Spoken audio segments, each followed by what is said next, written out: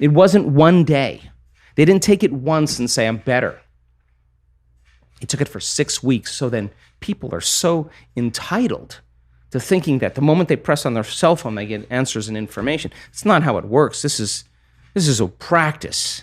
Every day, changing your state of being. Doing it for 8 weeks without a sugar pill. Just marrying a clear intention and elevated emotion, changing your state of being without any exogenous substance. Sooner or later, you start feeling good.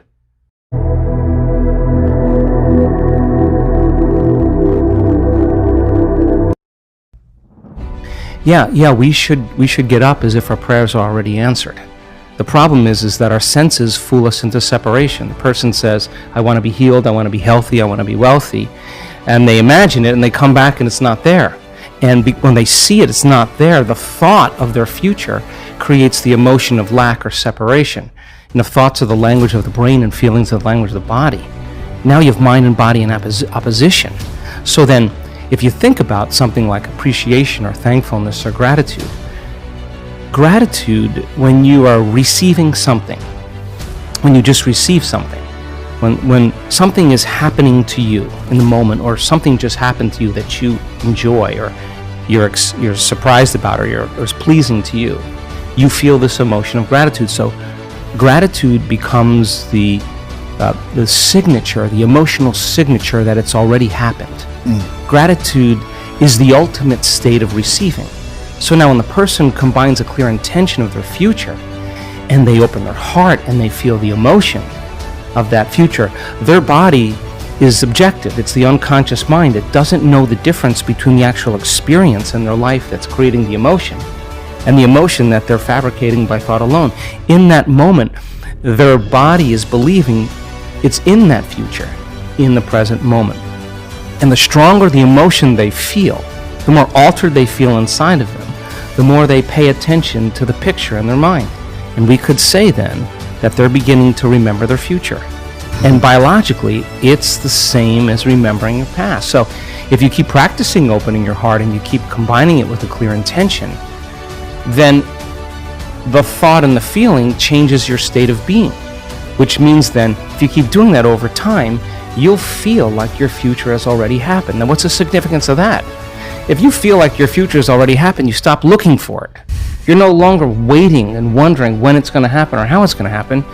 You feel like it's already happened. So now you take your foot off the gas, and you're no longer trying to predict or control or expect how it's going to happen. You're connected emotionally to your future. Well, the antithesis is also true. The stronger the emotion you feel for some betrayal, some shock, some trauma, the more altered you feel inside of you, the more you narrow your focus on the outer environment, and the brain takes a snapshot, and that's called a memory. And so the stronger the emotion, the more the brain embosses the imagery neurologically in the brain. So then the person thinks neurologically within the circuitry of that experience, and they feel within the boundaries of those emotions. So then we could say then the person's biology is literally in the past. So you can't create a new future if your state of being is in the past. So people reaffirm their identity this way. They wake up in the morning and they say, let me think about my problems. And those problems are memories of past experiences that are etched in their brain. So they think about the person, the place, the object, the experience. And we could say then, if they believe that their thoughts have something to do with their destiny, they're thinking in the past. And every one of those problems has an emotion associated with it. So now they feel unhappy, now they feel fear, now they feel unworthy.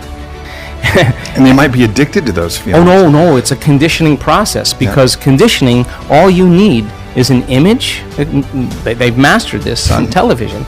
An image or a brand and an emotion. And all you need is a stimulus and a response. So every time the person remembers their future, their past, as they remember their past, the image with the emotion is literally subconsciously conditioning their brain and body into the past.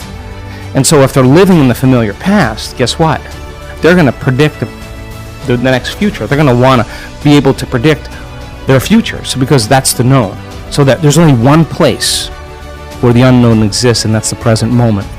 The biggest lie is that kind of a way to create separation amongst people for the simple reason to disempower them into limitation, because now they're more dependent on pharmaceutical companies.